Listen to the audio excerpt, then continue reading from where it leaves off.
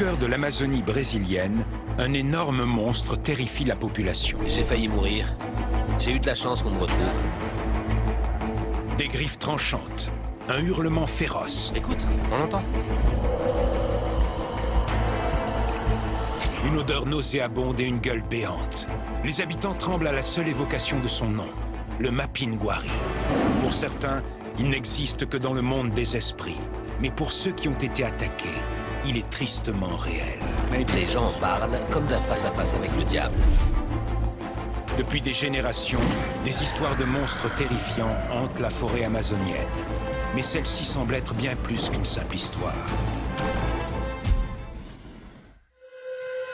Les gens ont peur et ils hésitent à en parler. Dans l'État brésilien d'Amazonas, des témoins oculaires ont fini par accepter de raconter leur histoire. Lydia et Teofelo se sont fait attaquer. C'est arrivé en 1981.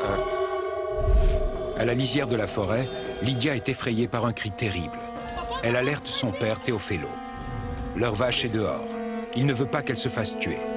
Il sort armé et attend le monstre. En quelques secondes, les pas se rapprochent. Le bruit s'intensifie.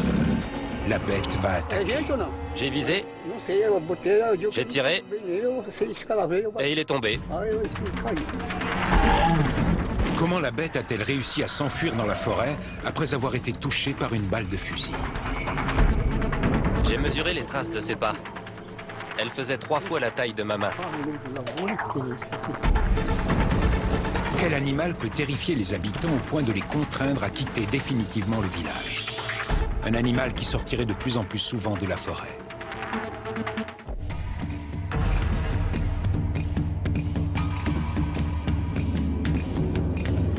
Non loin de là, 2 villageois étaient en voiture quand un monstre s'est jeté sur eux. La légende raconte que regarder le Mapinguari est fatal. Les automobilistes se sont cachés, échappant ainsi à la bête qui est repartie dans la forêt. D'autres n'ont pas eu cette chance. Edinaldo travaillait pour une compagnie pétrolière. Il avait déjà entendu parler du Mapinguari. Mais c'est un homme de la ville, et il se moquait des légendes de la forêt. Jusqu'au jour où sa vie a basculé. Nous le retrouvons seul dans une petite chapelle. Depuis l'attaque, il s'est rétabli physiquement. Mais traumatisé, il a trouvé refuge dans la spiritualité. Je suis descendu à 16 h et c'est là que c'est arrivé. Même dans ses pires cauchemars, jamais il n'aurait imaginé ce qu'il attendait. La créature l'a attrapé par la gorge et lui a brisé la mâchoire. Il est tombé à terre, presque mort. J'ai failli mourir. J'ai eu de la chance qu'on me retrouve.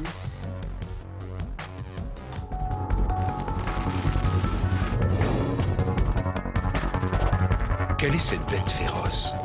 Pourquoi s'en prend-elle aux hommes? Dans la ville de Parintins, le Mapinguari est une véritable légende.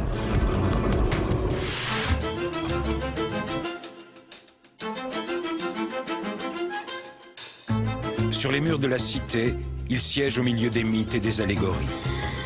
Pourtant, d'après les témoins, il semble être bien réel.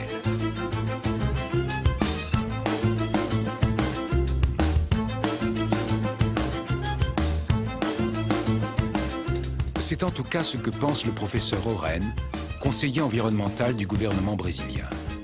Il lui manque encore quelques preuves.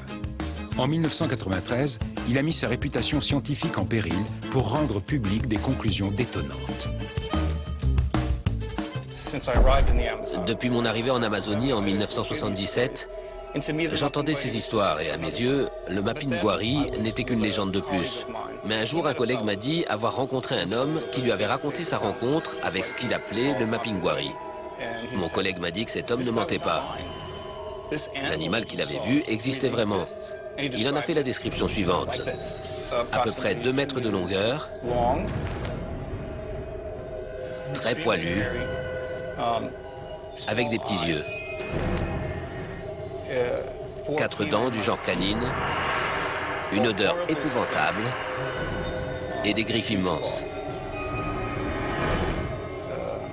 Beaucoup de gens en parlent comme d'un face-à-face avec le diable.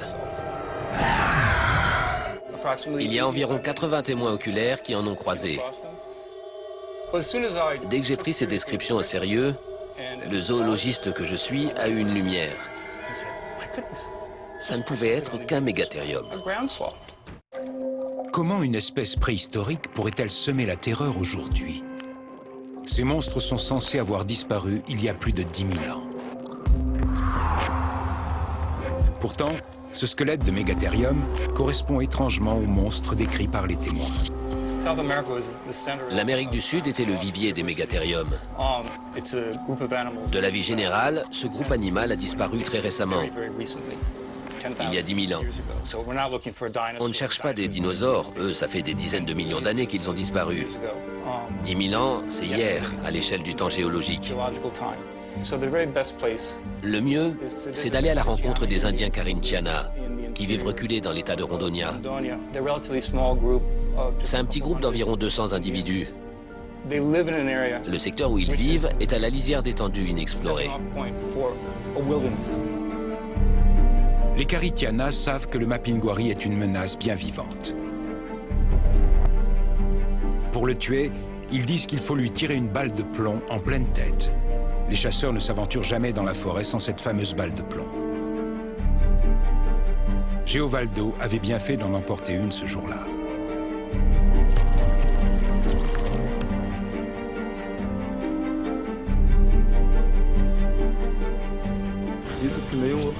J'ai entendu un terrible fracas dans la forêt, comme si quelqu'un traînait des palmiers.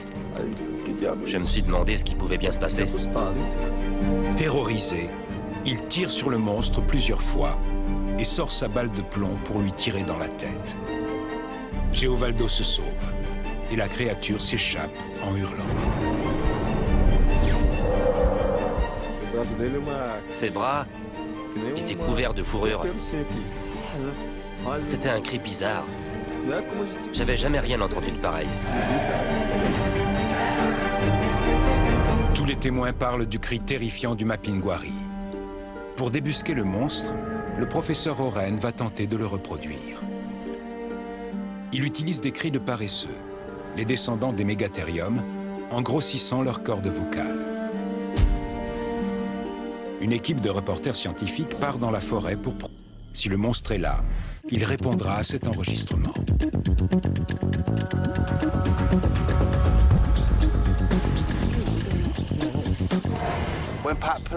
Quand Pat a diffusé le cri du Mapinguari que le professeur nous avait préparé et que j'avais enregistré, j'ai entendu quelque chose répondre.